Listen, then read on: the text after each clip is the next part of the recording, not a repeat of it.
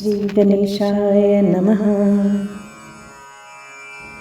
ॐ भद्रं कर्णेभिः शृणुयाम देवाः, भद्रं पश्येमाक्षभिर्यजत्राः, स्थिरैरङ्गैः स्तुष्टुवांसहस्तनुभिः व्यशेम देवहितं यदायुः।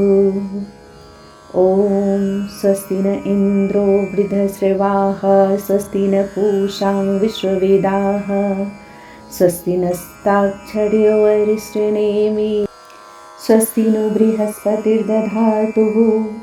ॐ शान्तिः शान्तिः शान्तिः। ॐ नमस्ते गणपतये।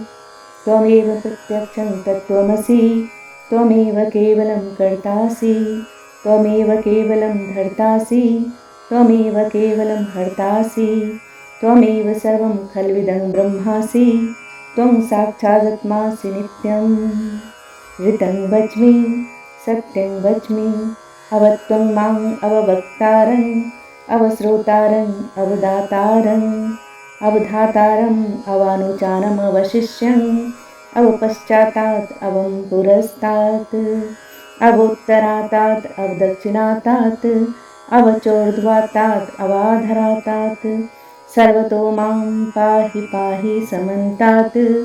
त्वं वाङ्मय च त्वं चिन्मय, त्वं वाङ्मय च त्वं ब्रह्ममयः, त्वं सच्चिदानन्दाद्वितीयोऽसि, त्वं प्रत्यक्षं ब्रह्मासि, त्वं ज्ञानमयो विज्ञानमयोऽसि, सर्वजगदिदं त्वत्तो जायते, सर्वजगदिदं त्वत् तिष्ठति, सर्वजगदिदं त्वयि लयमेष्यति, सर्वजगदिदं त्वयि प्रत्येति। त्वं भूमिरापो नलो नीलो नभः, त्वं चत्वारि वाक्पदानि, त्वं गुणत्रयातीतः, त्वमवस्थात्रयातीतः, त्वं देहत्रयातीतः, त्वं कालत्रयातीतः, त्वं मूलाधार स्थितोऽसि नित्यं, त्वं शक्तित्रयात्मकः, त्वां योगिनो ध्यायन्ति नित्यं, त्वं शक्तित्रयात्मकः, त्वां योगिनो ध्यायन्ति नित्यं। त्वं ब्रह्मा त्वं विष्णुस्त्वं रुद्रस्त्वं इन्द्रस्त्वं अग्निस्त्वं वायुस्त्वं सूर्यस्त्वं चन्द्रमास्त्वं ब्रह्मभूर्भुवः स्वरम्। गणादिं पूर्वमुच्चार्य वर्णादिं तदन्तरम्, अनुस्वारः परतरम् अर्धेन्दुलसीतं, तारेनिरुद्धम् एतत्तव मनुस्वरूपम्। गकार पूर्वरूपम् अकारो मध्यरूपम्, अनुस्वारश्चान्त्यरूपं बिन्दुरुत्तररूपम्।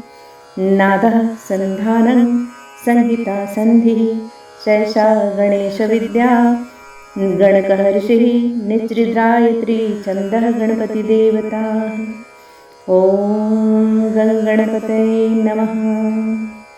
एकदन्ताय विद्महे वक्रतुण्डाय धीमहि, तन्नो दन्ती प्रचोदयात्। एकदन्तचतुर्हस्तं पारामङ्कुशधारिणं, रदं च वरदं च हस्तैर्बिभ्राणं मूषकध्वजं, रक्तं लम्बोदरं शूर्पकर्णकं रक्तवाससं, रक्तगन्धानुलिप्तानं रक्तपुष्पैः सुपूजितं, भक्तानुकम्पेन देवं जगत्कारणमच्युतम्, आविर्भूतं च सृष्टियादौ प्रकृतेः पुरुषात् परम्।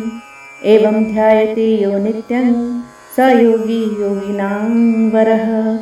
नमो व्रातपतये नमो गणपतये, नमः प्रथमपतये। नमस्तेस्तु लम्बोदराय एकदन्ताय विघ्ननाशिने शिवसुताय श्रीवरदमूर्तये नमो नमः। एतद्धर्मशीर्षयोधिते सः ब्रह्म भूयाय कल्पते, स सर्वविघ्नैर्नबाध्यते, स सर्वतः सुखमेधते।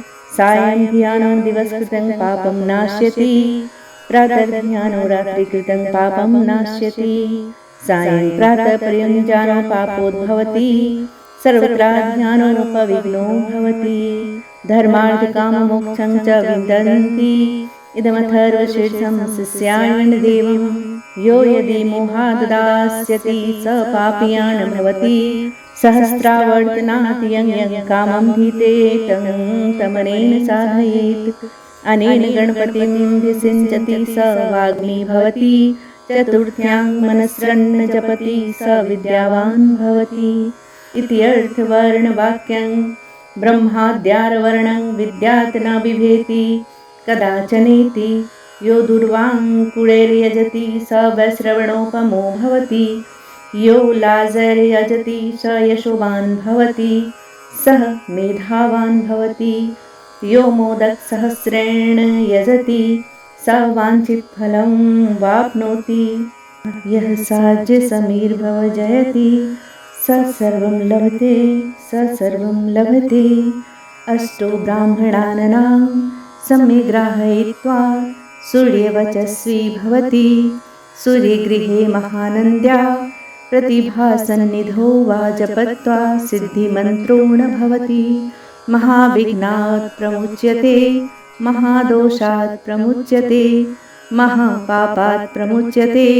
स सर्वविद्वति य एवं वेद इत्युपनिषद। श्री गणेशाय नमः। ॐ भद्रं कर्णेभिः शृणुयाम देवाः। भद्रं पश्येमाक्षभिर्यजत्राः। स्थिरैरङ्गै अस्तुष्टुवां सहस्नुभिः। व्यशेम देवहितं यदायुः। ॐ स्वस्ति न इन्द्रो वृद्धश्रवाः। स्वस्ति न पूषा विश्ववेदाः। स्वस्ति नस्ताक्षर्यो अरिष्टनेमि।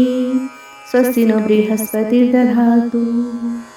ॐ शान्तिः शान्तिः शान्तिः।